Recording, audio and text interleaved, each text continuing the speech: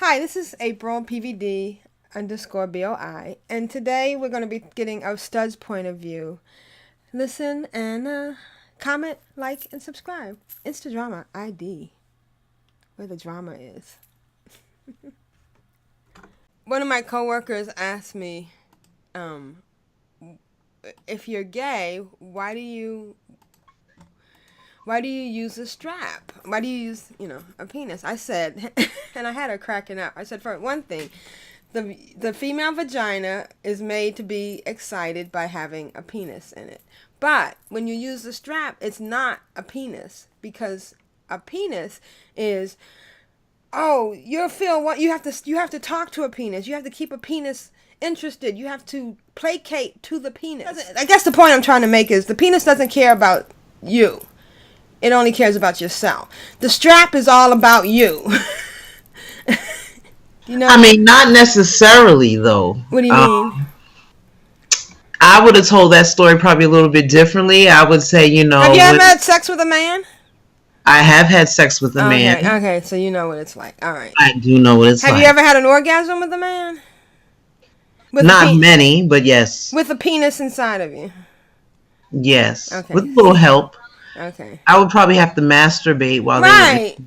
And they don't get upset if you're doing anything else other than making like they're the king stud thing.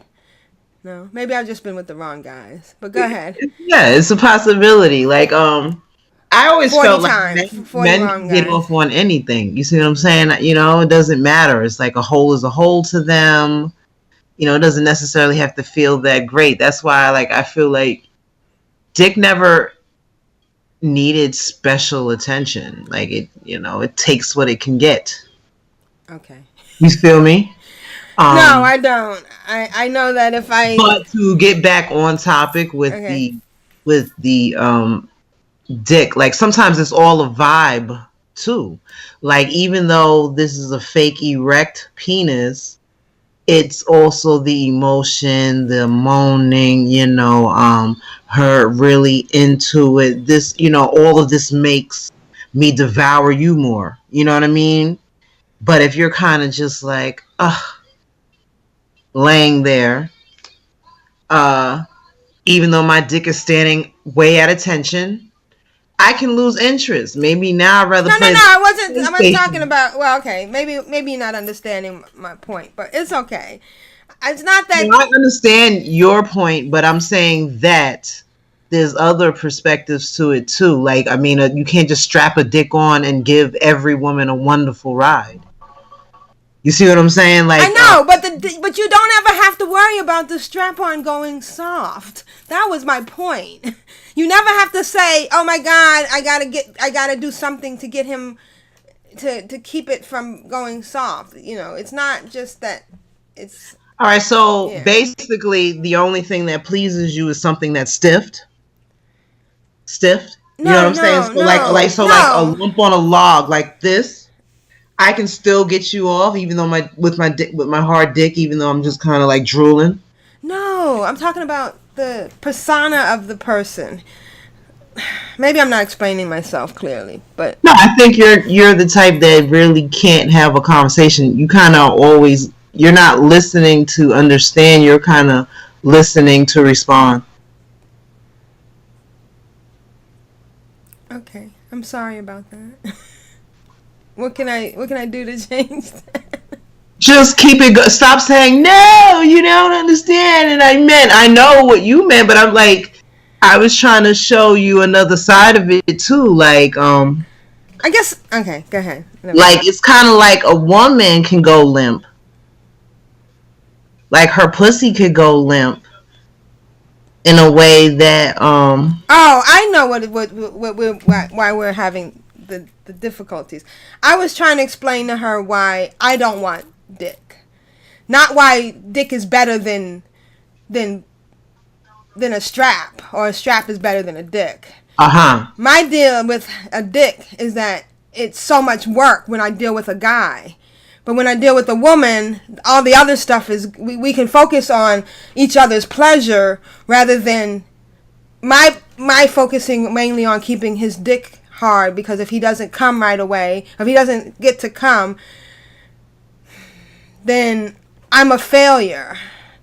Really? Yeah, it's all on me, or it's just that it just seemed like instead of enjoying the pleasure of the sex, the more biggest focus has always been on what the dick was doing. You know, if I say, in majority of the times I've been with guys, if I say, well, can you do this, or can we do this a little bit differently, or can we stop and do this, then they're like, you know, they're not as interested. I guess the point I wanted to make is they're not as interested. They lose focus. Right. And if they think that you're not getting the enjoyment, because you can't say, oh, do this differently because I want to try this differently.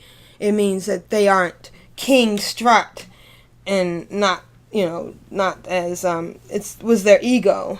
It's not So that I'm saying that men. So do you feel that it's not men's top priority to make the woman orgasm? Yes, that's the point I'm trying to make. It's not, and the guys that I have been with, maybe there are men out there who it is the priority, but the majority of the men that I have been with, it has never been the priority for me to orgasm. In fact, that's another topic I want to talk about one day, is about the fact that when I was 11 years old, I was a 16-year-old guy started having sex with me. And I was late in subsequent years, I had had sex with different guys just because I wanted attention and affection, and I was labeled a slut. But I never actually enjoyed it. It was gross, and there was no pleasure for me involved in it. You know what I mean? So you just kind of like the attention. Well, I was neglected by my family, and I was basically just looking for love. And right. I think that a lot of women, young girls who have been labeled as sluts, were just looking for love and affection, you know. I didn't orgasm with a man I've only orgasmed with a man twice in my life, with the penis, and that wasn't until I was in my 20s. Can you come from a strap? Huh? Can you come from a strap? I have, yes. But it's because of the whole package, the woman, and, you know, having, right. You know. And it's funny because I've had the conversation with guys who seem to think that they could do the same thing a woman can. They can eat me like a woman and whatever. And I'm like, okay, but when I'm done, I'm going to want some pussy too. Where are you going to get that? And you know what's really funny is that there are some men that can eat pussy better than some women, and then there's some women who can't eat pussy worth a damn, and that's really ironic. Yeah, it is. You know, but sometimes I think it's what they put the focus on. Right, and it's also what you know too. Right. You know, when that 11-year-old me was having sex, I didn't even know what it was. You know, right. It was just. And see, and then this boy, he was older. He knew. He was hoping and ready. And it was funny because at one point, one of my cousins was visiting me, and we ran into the boy.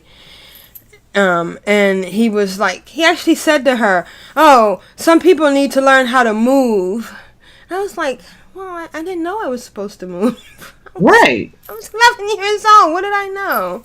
You know, and I think that the whole slut shaming thing should be addressed as far as what it really is. You know, it's really, I think most sluts, you know, I'm using air quotes, are just looking for love, you know, and is that such a bad thing? You know, we all want love. Well, maybe you get shamed when, you know, because you are ashamed. You see what I'm saying? Some people embrace being a slut. Like, right, the show, what is that? Golden Girls and Sex in the City. There's always that friend that's the slut. They embraced it. You see what I'm saying? Yeah. You can't shame someone who embraces something. And then if you say you feel like you're not a slut, when your stepfather's calling you a whore, when your stepfather's calling you a whore when you're 15 because you're pregnant, it doesn't give you much to embrace. You know what I mean? Right. He handled that wrong. Yeah, that's what I'm saying. saying. That's what I'm some saying. generations Society, handle things differently. but that's the point I'm trying to make. Society needs to change its viewpoint, and I think it needs to be educated that there are 16-year-old boys out there molesting 11-year-old girls, and that these girls need to be protected and educated instead of shamed and And when you shame, see if they first they got to be made comfortable to tell, right? Like you're saying. That's what I'm saying. Yeah, Dads and moms can't be like, you slut, this, that, and the other. They got to be like, look, I should have did better. Like they need, sometimes they need to just step up, they pussy up. Parents, Well, better.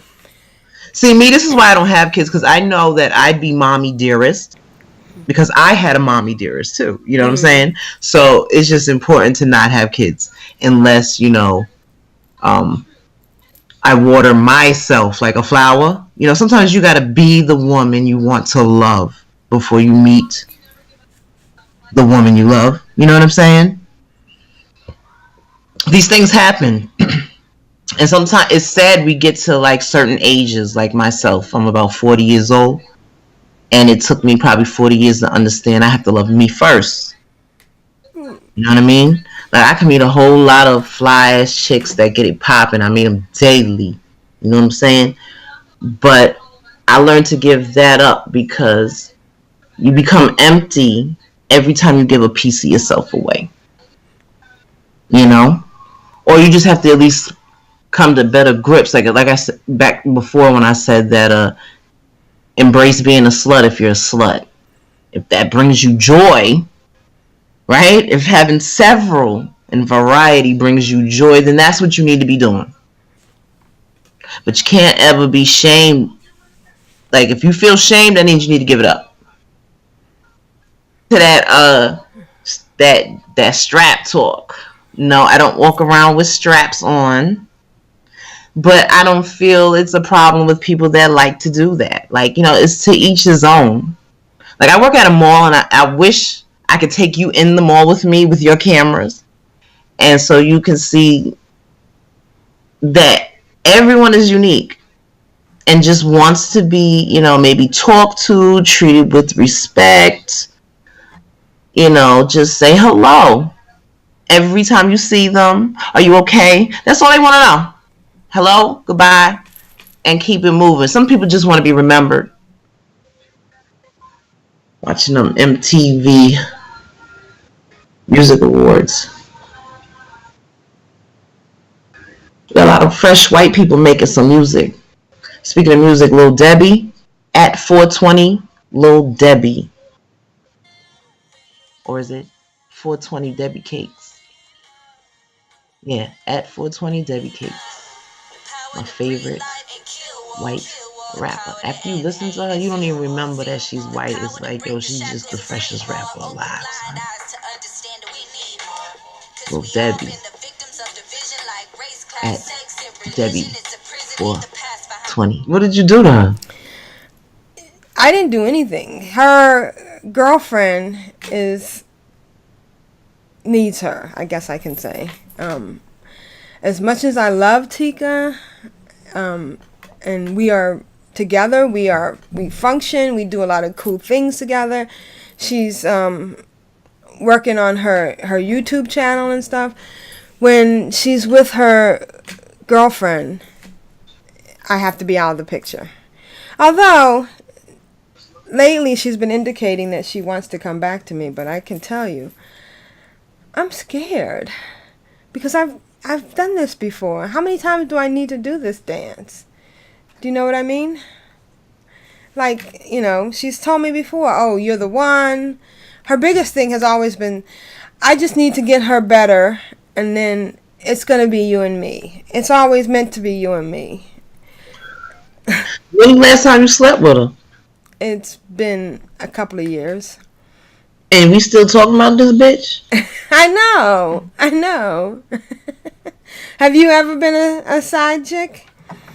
I've never been a side chick. I've probably been strung along before, so I guess that's technically a side chick. But, like, those were youthful very young times. Like, now it's like, oh, bitch, you don't match my efforts.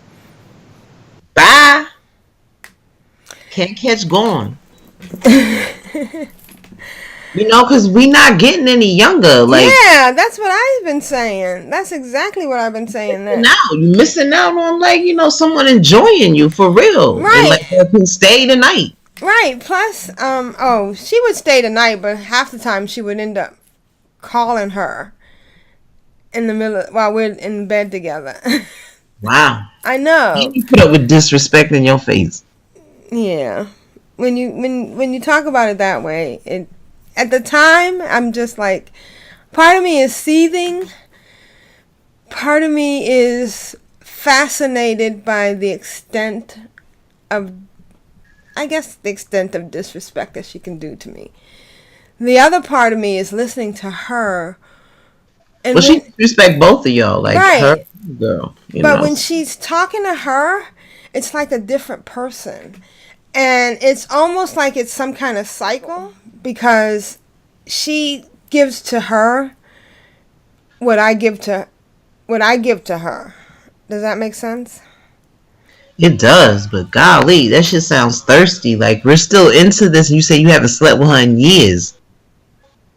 But I believed in her, and when I talk to Tika, she touches a part of me that I just... I feel like this bitch is just using you. Like, you're there for her. You're her crutch. Yeah, definitely.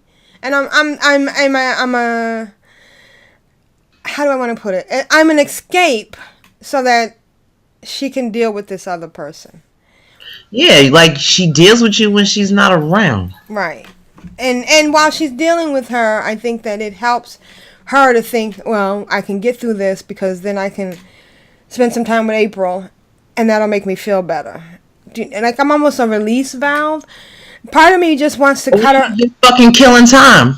Huh? I'm sorry? Or she's just killing time. No, I think that well, she could be, but in my head, I think that she really does love me, and that not so much that she's killing time, that she's wants to keep me there because she one day may be able to walk away from this person, and she wants me to be there for her, which is a mean thing to do for any human being,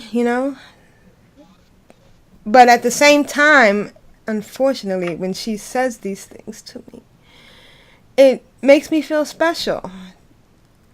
Even though I know it's a line. A promise is a comfort to a fool.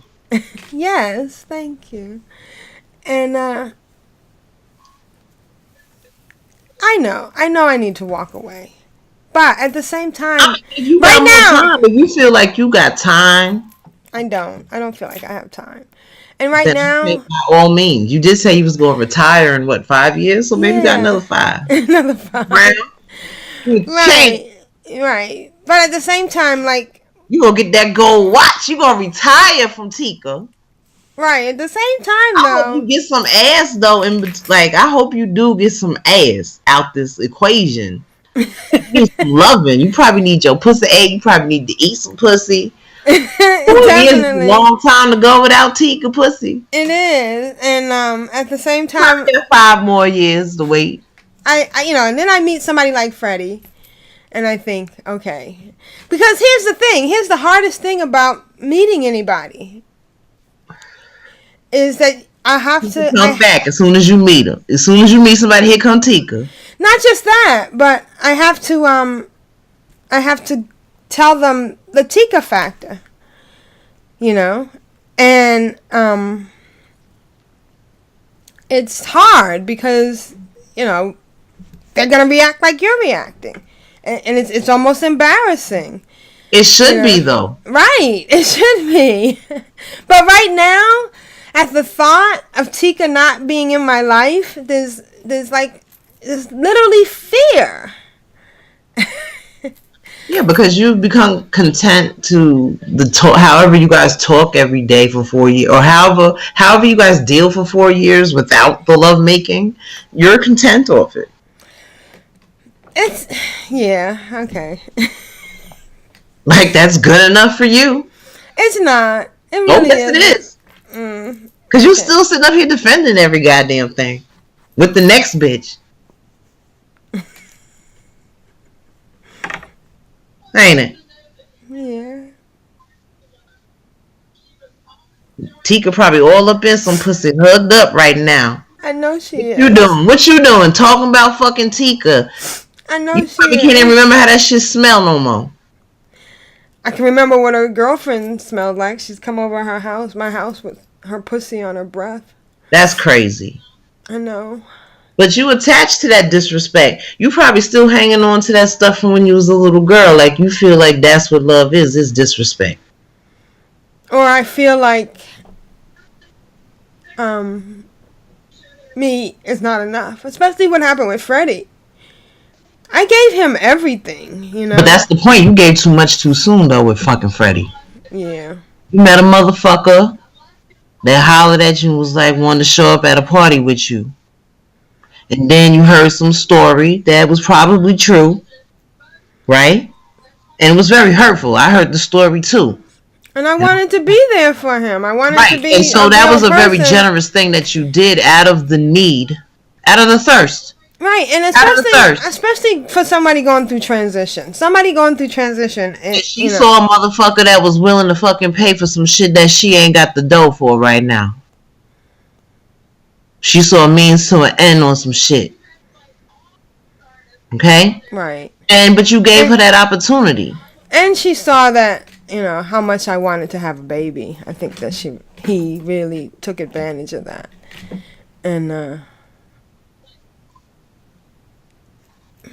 but how do you know? Yeah, I mean, they dangled that over your head too, probably because they were like, you know what, I'm going to have the surgery first. Right. And then disappear and act next. Yeah. So you're saying the next person I need to go slow. It's not even, some things you don't have to go slow on and some things you should go slow on. I mean, like opening up fucking insurance and all of this kind of stuff for people was a little too, like, honestly, I'm surprised there wasn't a line of bitches with an application like, okay, if that don't work, I'm next, me next. Everybody's dying for the surgery. Right. There's them out there. Right, yeah. I mean, because if you really want something, you could put an ad out there. Like, let's do it like the Flavor of Love. Like, you want to find somebody, we'll find a FTM that want to do it for real. and do the baby first. Right. Be like, look, to win this competition, the first nigga to pop. And my whole thing, remember I told you, I was like, how a person that won't let you eat their pussy and nothing going, let somebody inseminate them or let something inseminate them and have the baby and the checks and the da-da-da and be very womanly for 9 fucking months. I don't think so. That was never going to happen. Right. Yeah, that was just to lead me why on. They do the way they did. Right. With other women and babies. Right, yeah. Because they not doing that. Right. And, the karma will come back on them. That's all I got. It's not even really karma because you know what? They stopped that shit. They nipped it right in the bud. Then both y'all said finito, so there's no karma on that. Both y'all maybe used each other. Because then you say you really wanted this baby, and then it was a kind-hearted thing. You never really said that you loved this chick. And I know I did. I did that love this him. was great. Like, you don't know. I felt a certain bond, I guess. Maybe because I... Yeah, nigga was securing the bag. They was like, look, my surgery ain't going nowhere. Well, it's live and learn. And I've lived and I've learned. I mean, you want to put a nigga on your damn healthcare, you can put me on there. What are you saying? You can put me on there. Go ahead, hook a nigga up. That's what I'm saying. And what are you going to do for me? You want to be that saint. Look, you won't have to worry about me shitting on you. I ain't going to dip. I'm just going to be your healthy ass friend, Monique. I want to tell you the main number one reason that I kind of fell for Freddie was to keep me away from Tika. I'm not lying. But you know what? You could keep yourself away from Tika just from the simple fact that it's been 4 fucking years. You could be like, deleted. You need to be like, okay, she's over there doing that, and April's over here doing this. But you probably say, oh, that's easier said than done. There's nobody else. But it's like, if you're not really putting yourself on the market because you're always available for fucking Tika. Right. Well, look what happened. I stepped up. I put myself on the market, and look what happened. Freddie totally crushed me. I don't know but you ain't really know Freddie. I know, but it's still... Like, you can't blame Freddie. Okay. You can't blame Freddie. Like, Freddie was being a smooth nigga. So how do I differentiate? Live. Don't hate the player, hate the game. How do I differentiate between a smooth and... I can't even say the word. I'm so sorry.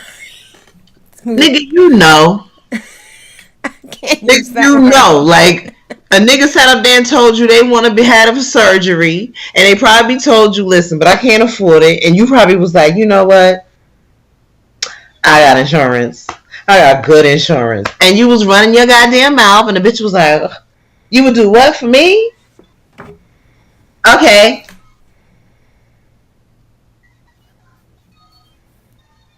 And so, you can't hate the player. Okay, so it's my fault. Yeah, you do too much too soon. Okay, so I won't do anything for anybody. And then what happens? I mean, listen, you combine. I think you're blaming. I think you're blaming. I think you're blaming the victim. Niggas some damn Jordans, but you're gonna give a nigga a surgery.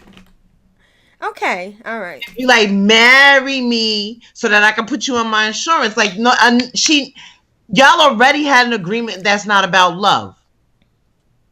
It was a business. You have to marry me to get what you want. You gave her a business opportunity. All right? Now, she pulled out that business opportunity. You pulled out that business opportunity. You ain't lose nothing. And the shit still remains the same with Tika. Even though you holding on to that shit, the shit is still the same with or without Freddie. She said now that when she found out about Freddie, she said it made her change her mind. And that she wants to be with me. Right now. Of course I know. The next thing I find out... Too, right? She was moving over there, right? Yeah, that's what she said. Huh? Well, Hi, Tika. Where you at, Tika? I haven't heard from her in a couple of days, so... Oh. Yeah. And this is typical. And couple days. I checked her Facebook, and she's writing that stuff about twin flames again. So I don't know.